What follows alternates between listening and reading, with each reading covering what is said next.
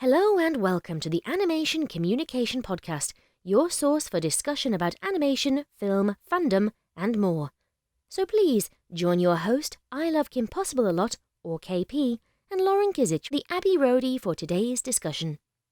If you like what you hear, please remember to support by giving a like, a follow, as well as subscribing to the main I Love Kim Possible a Lot channel on YouTube. Spread the word and keep being a part of a great community. This episode is appropriate for all ages. Well, so, how about that blue hedgehog? Okay, welcome everyone to Animation Communication. I'm KP and this is Lauren, and we're actually in the same room. And I'm gonna make my stupid joke where I can touch you like Harry Potter. Touch you. I can touch you now. Ah! Now I've sacrificed the firstborn, so hopefully this works, I guess. So what are we talking about today, Lauren? We're talking about that blue hedgehog, Sonic. Sonic, yeah. We literally just came back from the movie theater. Well, we had lunch. Lunch was good. Sushi's good. So we came back from the movie theater after we saw Sonic, and then we have some other general topics. So let's So do you want to do casual discussion before we get into things? Yeah, let's like how about initial reaction? KP, what did you think of the Sonic movie? What did you think was a strength of the movie that stood out to you? If we're gonna get technical. So Lauren probably knows. You know much more about Sonic than I do, right? Probably a smidge more. But, yeah. So but I think it's like, okay, if you want, I can start, and then we can see if you want. I don't know which. Okay. Well, give me some general history about Sonic. Well, I'm like, considering I probably know just like a little bit more. When a mom hedgehog and a daddy hedgehog love each other. There's a red echidna, there's a blue hedgehog, there's a two-tailed fox, there's a pink hedgehog, and and then there is some crazy guy that's shaped like an egg and has a bunch of robots. What more do you need to know? Okay, so what's like some general history? Because I know they made that stupid 80s cartoon where the no good for drugs. Oh yes. So in general, Sega, since like I want to say early in like 1990 is probably around the time that Sonic originally came out, and this is going off the top of my head of Sonic history right now. Putting you on the spot. Yeah. So but in general, for those not in the know, yeah, it was like 1990, and then Sonic over time quickly became the mascot of Sega. It's just like where Nintendo had Mario and stuff like that. Sega had Sonic, and so quickly became a phenomenon and swept his way into television, and not just video games but television, and had Jaleel White voicing him in a cartoon called Sonic Adventures, and which is where the infamous Sonic Says bits came from. If you are touching a place where you're uncomfortable, that's no good. First, you get out of there. Then you tell a police officer. Like that. I like how you knew that off the top of your head. I remember too much. Too many random things I remember. But sometimes they come handy like this. So, but yeah, it's, over time he's become just like a worldwide phenomenon, and he's just synonymous with video games in general and pop culture. And I mean, he's even made his way into Disney movies. He's made his way into Wreck-It Ralph 1 and 2 in Disney, and Disney doesn't even have the rights to Sonic. They had the permission to use him though. So I mean, yeah, it's, and in terms of the story, I mean, I feel like, to sum it up very simply as I can put it, is there is a blue hedgehog who has super speed. There is Robotnik, his arch nemesis, who has a lot of robots and wants to defeat him. Can you explain, like, the piss on the moon thing? Okay, that one I can't That's really. the only other thing I know. I laugh at the memes at it, and I can't really go into the history of that because I don't want to misinform anybody on the improper history. As far as I know, it was taking game footage and dubbing over it, okay. and it was like taking it with, I believe it was the original voice actor for Robotnik, who was just going on a rant, and they edited over game footage of Robotnik.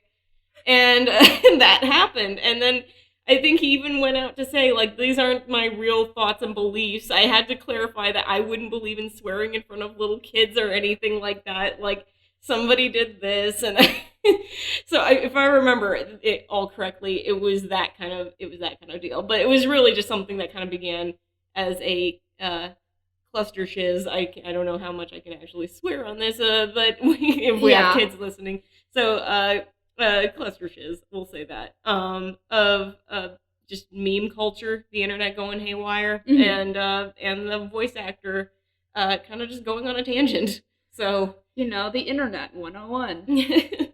So yeah, but to connect that to the movie going forward here, and my initial reactions to it, and seeing how closely it's tied to Origins. I mean, even with James Marsden being woven into yet another live-action animated hybrid movie where he's paired up with a non-human animated sidekick driving in a car with said sidekick.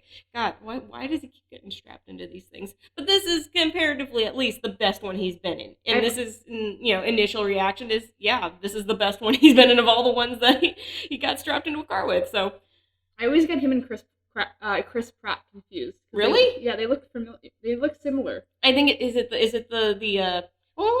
James Marsden's a little more clean shaven all the time. I think it's just like the goofy kind of sidekick, like bumbling tone to that's their true. roles. So, yeah. But yeah, it's but in terms of the movie, I absolutely had a great time with it, and I love that it didn't try to take itself too seriously. I mean, it's Sonic the Hedgehog. You want to have fun with it. You're trying not to overthink everything. And even with Robotnik going all haywire crazy, Jim Carrey stole the show, FYI. He was, and I mean, when everybody says he stole the show, and I was thinking, well, I mean, I'm sure he's great, because I mean, he's always great, but and he just owns every role he ever does, even whether the project's good or bad. And so with this movie, I mean, he went balls to the wall, just like he went absolutely full into Robotnik, and just being the complete mad scientist, mad genius, and it was just fun seeing him just like literally dance and prance around the screen, just fully enveloped in himself, and it was great. So and we got to have like a little bit more of like looking into basic backstory behind some of the characters in the movie, which is cool, because if there's a lot of people that their families, and you have kids that know Sonic, but then you have the parents that don't know, or anything like that, or vice versa.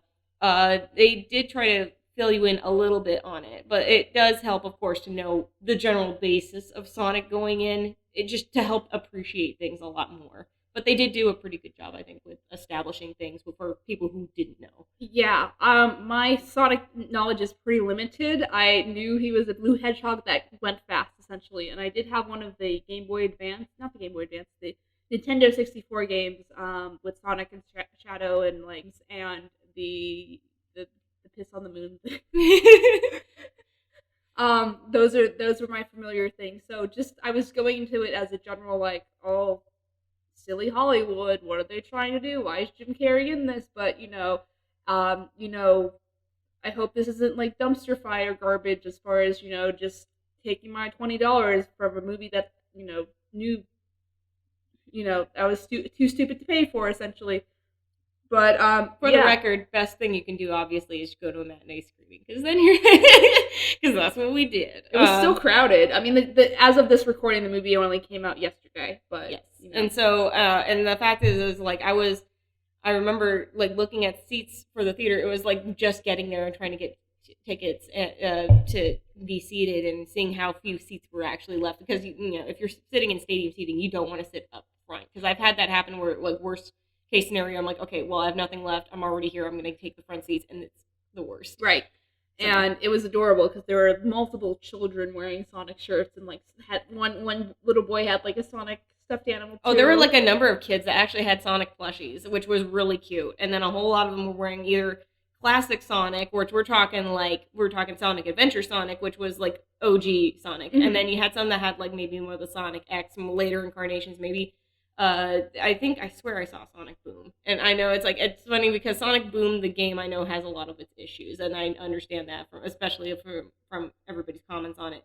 But the show itself is actually really good. If you ever get the chance to check out Sonic Boom, a lot of fourth wall breaking. The writers were clearly having a great time with it. So yeah, I've seen clips of Sonic Boom too. So like that's the thing. It's just there's potential in there for the franchise from what I understand, but it's just that no one's really approached it with an intelligent filmmaking mind in mind, and this is the first time I feel like, from my layman's understanding, that's what happened here. Yeah. You know, like all the characters were developed in a way that made it feel pretty organic. Sonic was not as annoying as I thought he would be, and he had kind of a real struggle as far as finding his home. I was like incredibly surprised by Jim Carrey and how close they were, like, or how much care they put time into, developing his character versus just like, lol, it's Jim Carrey. He's gonna do some funny things and make people feel awkward, and that's the movie. But that didn't happen. Yeah, no, it's like they allowed him to obviously ham it up in his role, but at the same time, it's being true to the kind of character that they're establishing with Robotnik, which was, mad genius, mad scientist with 5 PhDs, and him having bragging rights of being like, while everybody else was sipping formula as a baby, I was creating formulas before I was like a toddler. So, I mean, he's obviously, when he goes around with the bragging rights of having the crazy smarts and the crazy tech and all of that he's just absolutely bonkers insane, but he's also a genius at it. So it's I loved seeing how he interpreted that role, because that's what I like, is when you have an actor that really does have some creative leeway in how they interpret the character, and it was still very tied into what the franchise established. So. Right. Yeah, I mean, my favorite thing, and Lauren was there, so when we saw the movie, well, this is a slight spoiler, but when we saw the movie, they put the gotta go fast theme. Do you want to talk absolutely. This movie was a huge nod to the Sonic memes, the Sonic meme culture, because there's this crazy old man that lives in what was it, Green Hill Valley? Is that it, Green Hills? Yeah, it's Montana. the name. It's the little town in Montana where the story takes place. And there's a crazy old Maurice. Yeah, we've been essentially just saying crazy Maurice to each other all day. So. Yeah, it's a crazy old man who claims to have seen this speedy blue devil, right? So the only thing is, you can't take pictures of something that moves fast and accentuate the crazy. He scribbles down his interpretation of what he's seen. And it's literally the scribbled Sonic meme of gotta go fast. And I swear to you, the entire theater was dying. Yeah. It was because everybody knew it once they saw it. And they're like, okay, this is what the movie's establishing for us right now. And never mind the background noise. Wait till they go by and then just repeat it. So repeat from a certain point. So I will tell you this, from the point where when that came out, the whole theater erupted. It was so fun. I mean, even the little kids were laughing at it, because it's like now everybody knows and is in on that kind of joke, and it kind of already established, because it was so early on in the movie that they played that joke, that they it was establishing the tone of the movie going forward. Like, we're gonna give you the little nudge wink wink jokes and Easter eggs as we go forward in this movie, and I think that was what was great, and they slid that in. It was just the perfect timing for them to do it, and especially knowing how much the internet has talked about this movie long before it was ever released. And let's talk about that controversy. Yeah, controversy. For those who don't know, I don't know how you don't know, because it was a pretty lit thing back in a couple of months ago, like 5 or 6 months ago. But essentially, when the first previews for these movies came out, it was like about almost a year ago. Yeah. It was March of last year, I believe, maybe February of last year, when the first trailer, I wouldn't say teaser, teaser, was dropped for the Sonic movie, and that was with the infamous first iteration of Sonic's design. This was the world's first look at the live-action Sonic movie, and the internet kind of exploded over the absurdity, and it's it's a heartbreaking story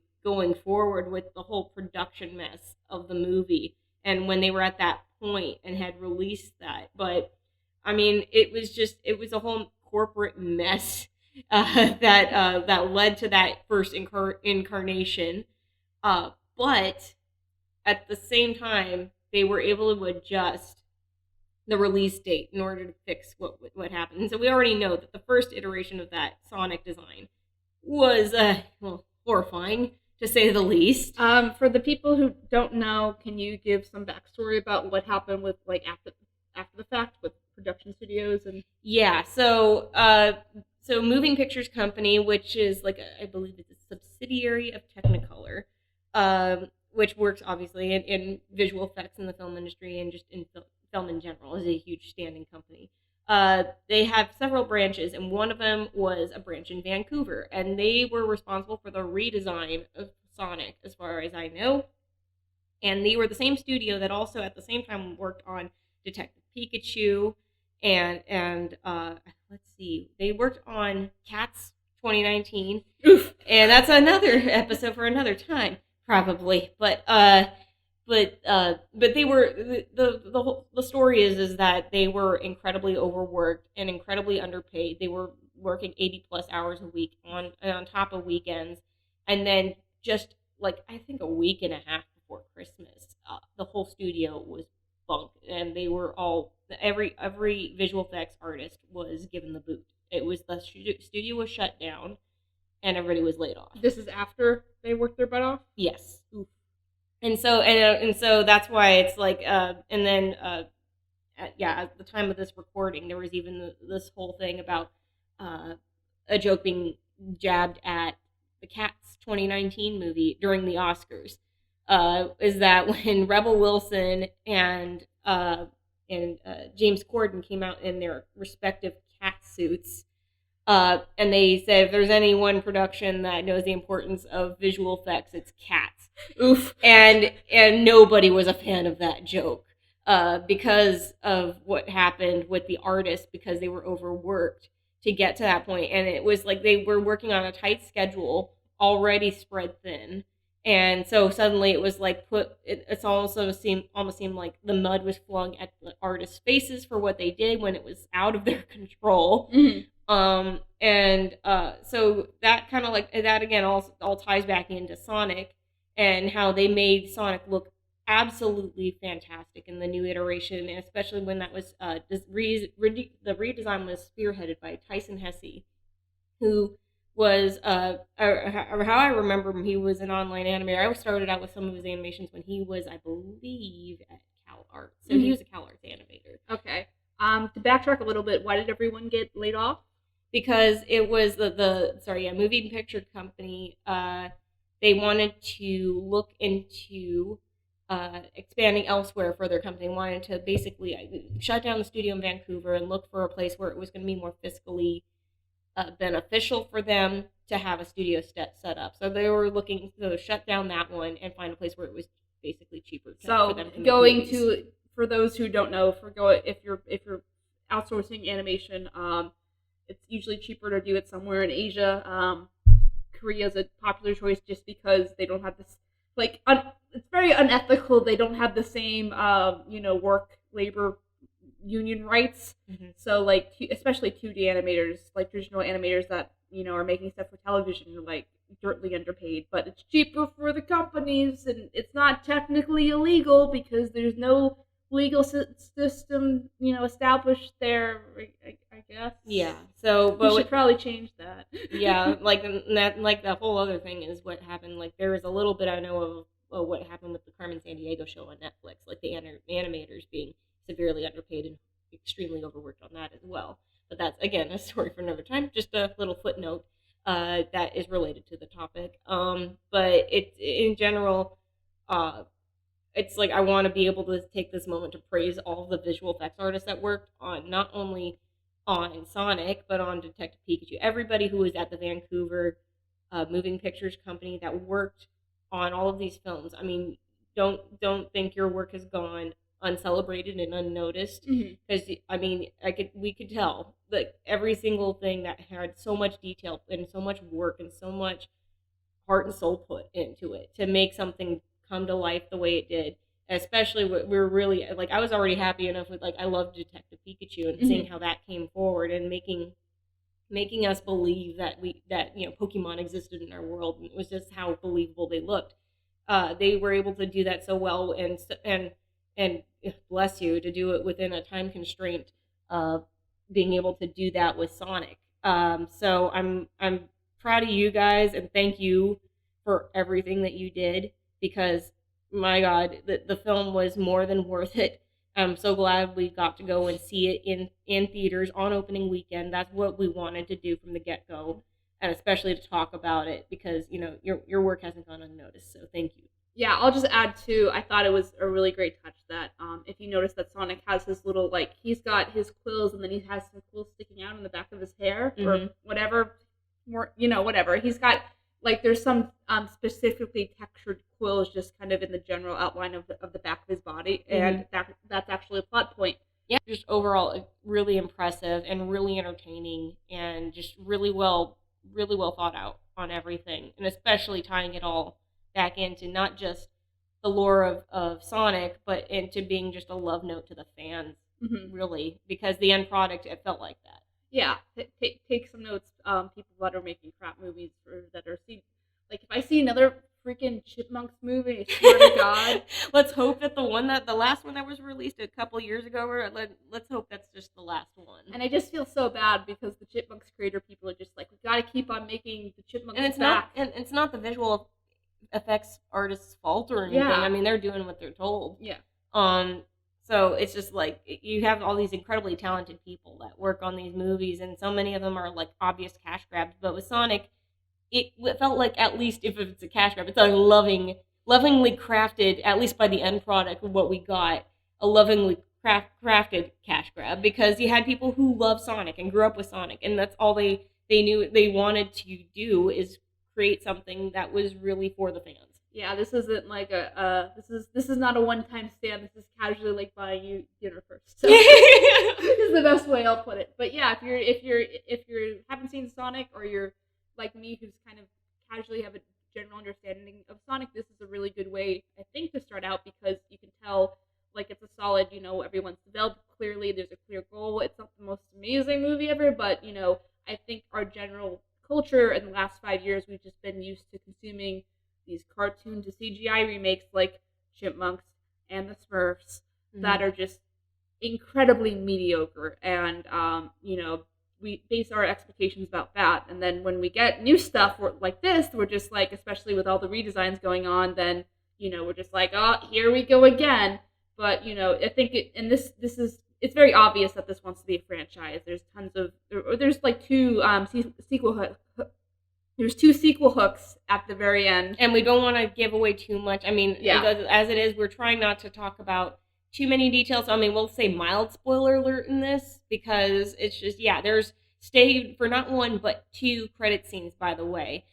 Right when you think you've gotten the one, stick around a little longer, and I promise you will be rewarded, especially if you're a Sonic fan. Even if you're casual Sonic and just generally the characters and the stories and stuff like that, I mean, you'll appreciate it even more. Yeah. So definitely do it. So, and take a note, everyone who is making a cartoon in the real world CGI thing. I mean, this is I think it's not as intricate and amazing as Roger Rabbit, but it's definitely not Smurfs or Chipmunks. Oh yeah, absolutely not. The only thing I'll say before we move on is, well, I guess that gets into spoilers, so we won't get into that this time. But I was just gonna say, Eggman this time is technically working for the government, and they're technically trying to use him for something good. It's just more of the contrast between those needs and Sonic's own needs, and I don't think that was really explored as ethically as it could have been, but that's a nitpick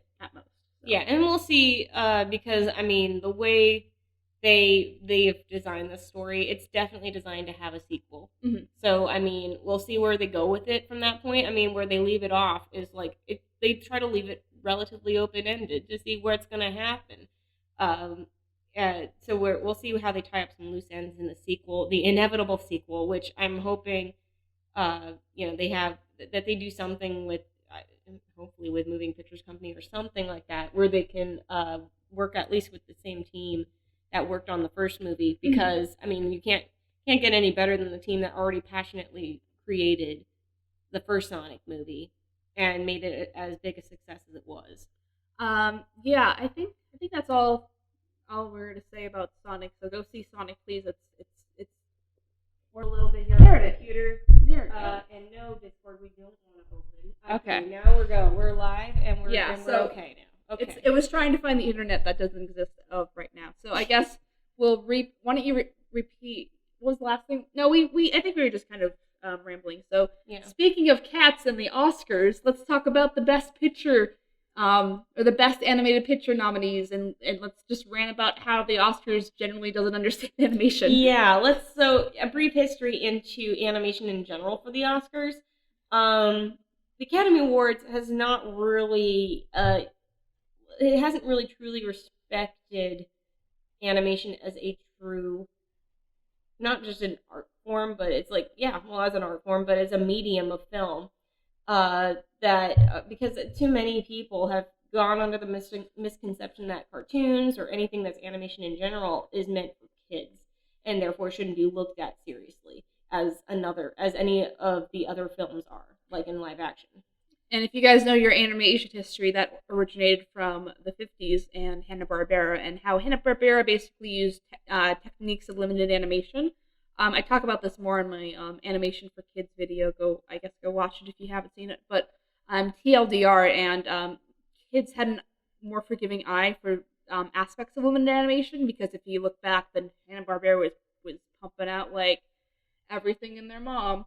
So that's not really a Freudian slip, but I guess it can. I was gonna say, that sounds a little bit. I guess it can be interpreted that way. So whatever. So, but to be fair, I just did a Betty Rubble giggle, so that was.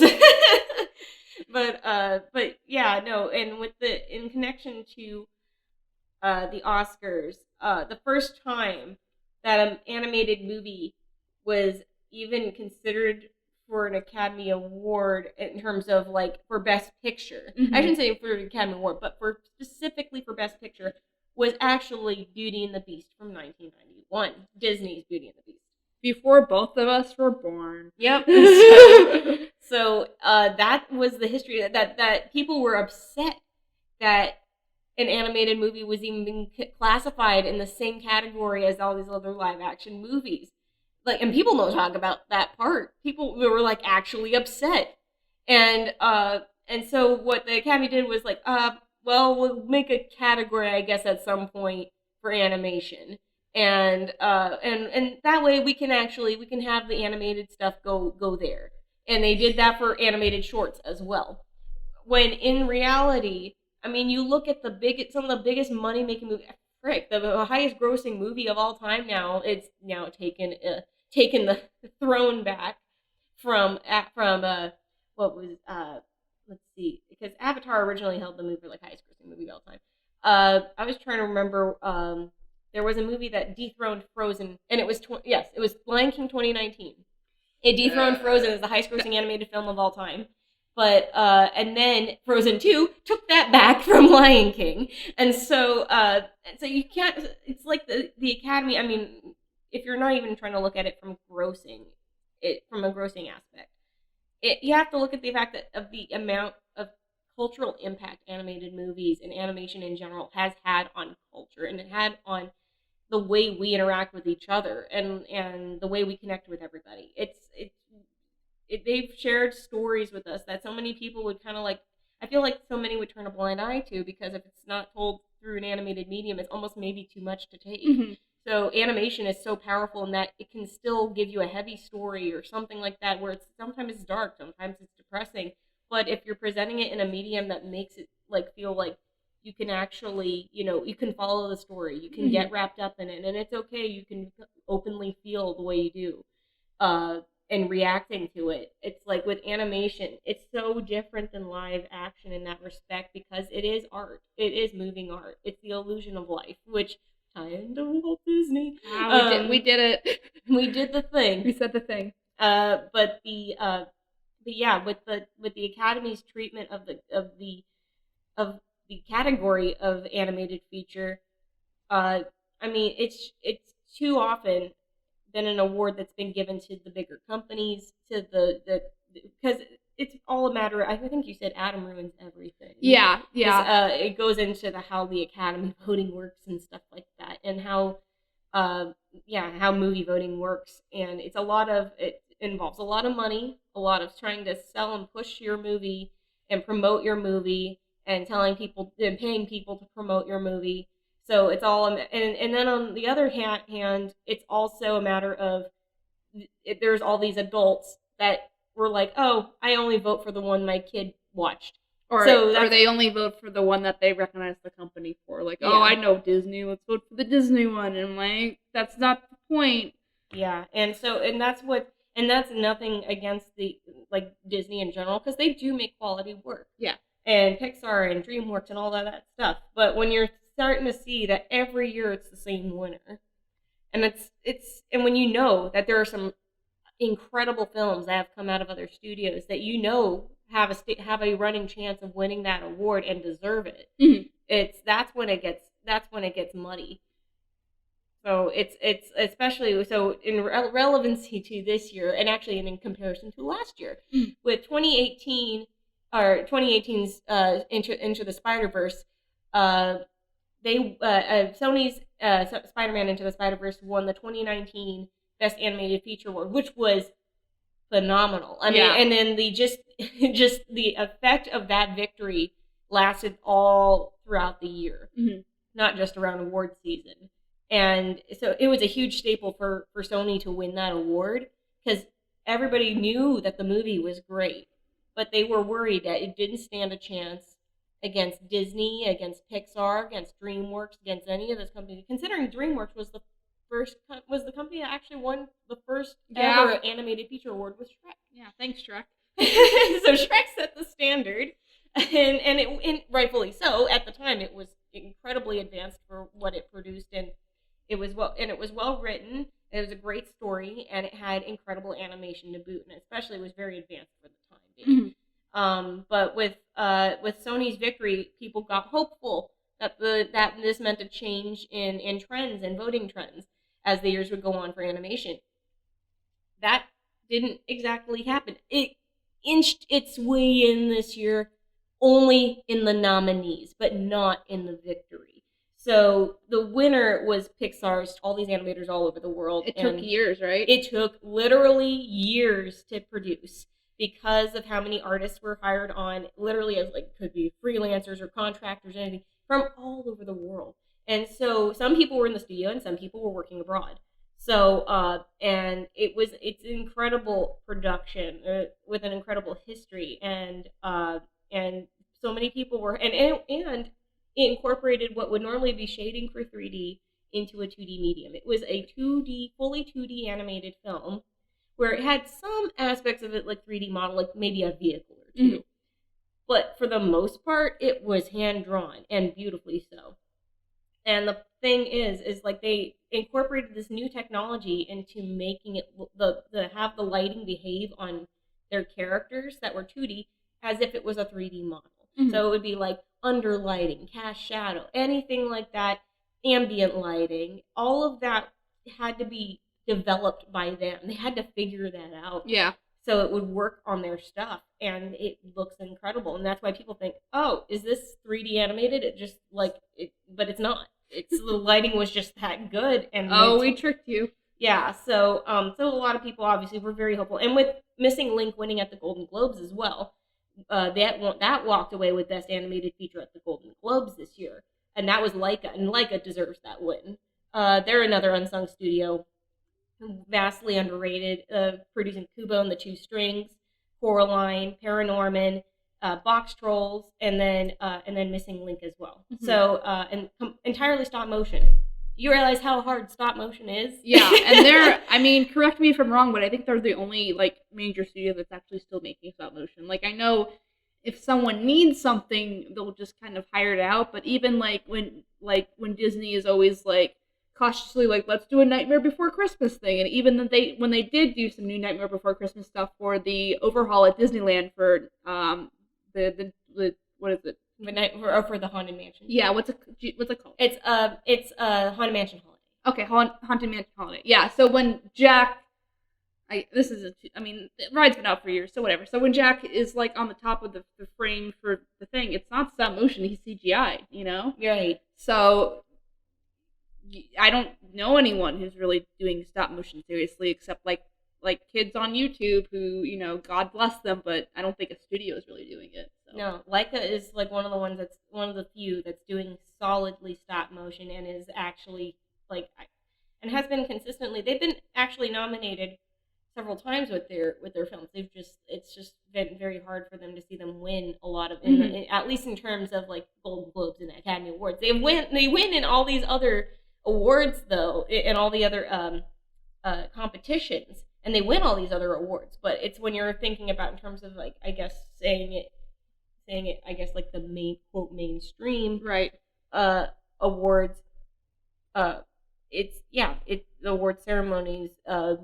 It's just a shame when you don't see that happen. And then it has created a lot of debate as to whether the Academy Awards, some people say they shouldn't even have the animated category anymore if they're going to mistreat animation anymore. Or do they keep it around and they just bring in fresh blood to vote? Or maybe even make a whole committee just to vote for animation. Because if you're having one committee voting for everything, they may not have the same perspective, obviously, as some other people who can actually gauge. That's why we have the Annies, because that's all it is they're designed to look at all these films for what they truly are and all the aspects. Right, and God bless the Annies. I'll end on these two notes is like, every time I see the Academy do something stupid, because, let's face it, it's highly influenced by money, and, go watch Adam's everything, and it's a shame because, like, the arts deserve so much more than that, but, like, it's like, I retweeted something on Twitter where it's like confessions or whatever of why specific people voted for like Toy Story 4 or Big Hero 6 or like the like specific things in the categories. And it's not necessarily bad, but just like they're just like, well, my kids saw it and whatever. So, like old white men like not understanding how like animation film as a medium is like 100 years old, and like I know you're limited by your sense of scale, but Spielberg talks about this a lot when he's doing tours or whatever, is that people seem to have a specific time range as far as when they're going to go back and consume art, and realistically they're like unless you go back to the beginning that's kind of what you need to do, and people have these preconceived ideas of what kind of media they want to consume, like, oh, it needs to be a 3-act structure, oh, blah, blah, blah. And like, personally as story-driven people were like, there needs to be narrative. I hate experimental films. I had to go through them in college, and I can't do experimental films anymore. And same thing with animation, like, I can be like, I love it, but if it doesn't have a story, people aren't going to emote with it the same way as if it did. So that's why the story, I think, has to be the forefront. But, limit yourself. And I might have said this last time, so cut it if I said it last time, but I always advise people that are interested in animation, go watch the old school Charlie Chaplin films, because that again helps you go back, as well as studying nonverbal communication and emphasis and exaggeration, because these are things you need to know to understand just how animation works, and there's someone who's doing it without really doing it in a way, and you need to expand it. If it's black and white, so what? What's a good black and white movie that's really sad but still good is Schindler's List. And it's not like they could have made that in color, but they didn't, because it was important to the aesthetic of the film. So just because things are dated doesn't mean they're not bad. So right. my homework for you,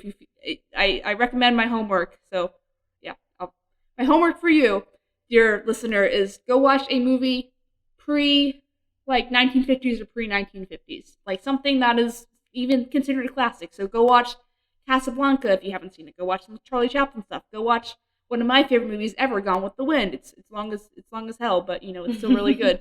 And just try to kind of, the more you're exposed to, the more you can learn from other past films, learn what they did good and what they did not good, and then you can incorporate that into your own projects through just general understanding. So a lot of times when I'm describing what I want visually for my own projects, I'll say, instead of like, what about this idea? I'll be like, hey, what about when they put this thing in this film? Like, capture that emotion, capture the tone, and it's much, and it works because it worked here. So it's all about reincorporating themes and like learning from the past and all that stuff. Okay, I'm done. Yeah, do you want to add anything, Lauren? I feel like we've covered a lot here, which is, I know, sorry if we go on tangents or anything, but we do try to keep it to a general outline. That's what happens when you love a medium. Yeah, we get a little passionate, and that's okay. I mean, hey, we're in the right business for it, right?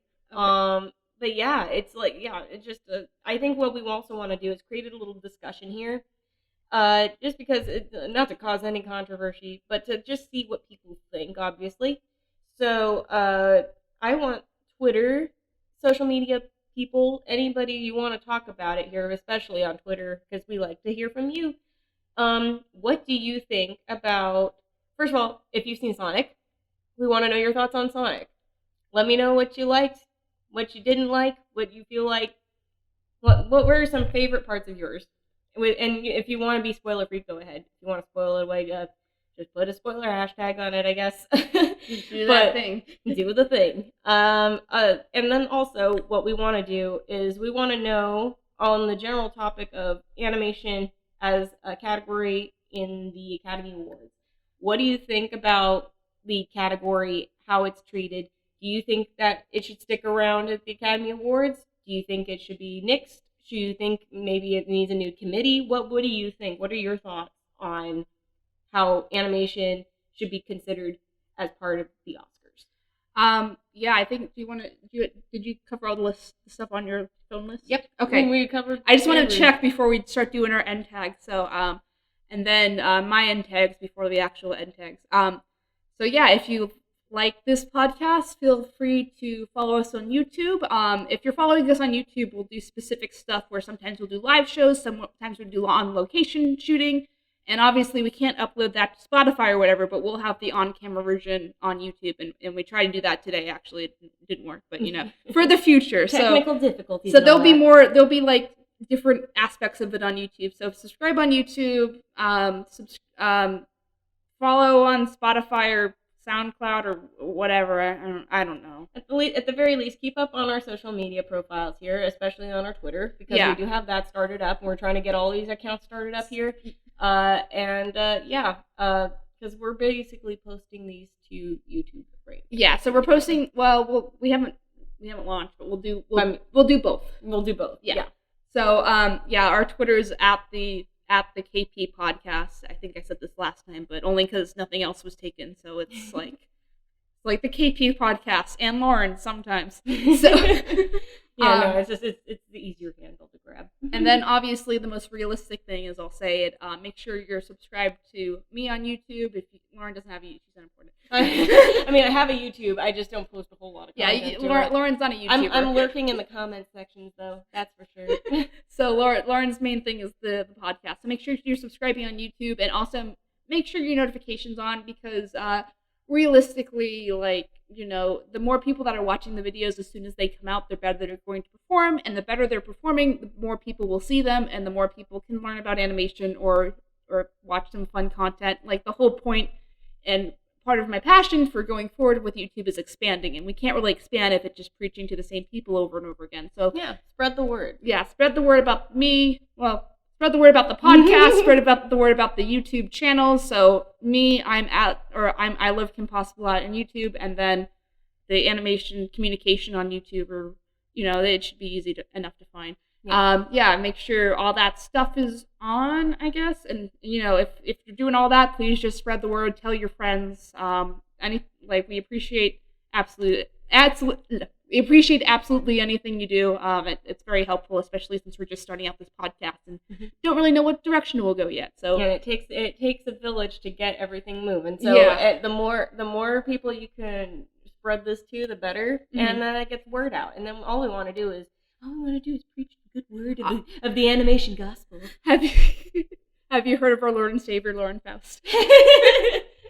So anyway, so it's all about education, informing, and kind of creating a community, because I don't think anyone's doing it this way, where we're trying to incorporate professionals and industry people just to let them have some interaction with fans and you guys, and everyone gets a mutually beneficial deal from that. So the more people are watching, the more high-profile guests we can. Computer froze up again. Okay, here, and we're back. Okay, so like I said, anything you can do, and I just basically want Lauren every weekend to do this, and then I'm working consistently on my YouTube stuff too. So yeah, like, and then obviously too, if you're interested, we have the KP fan server. That is a thing.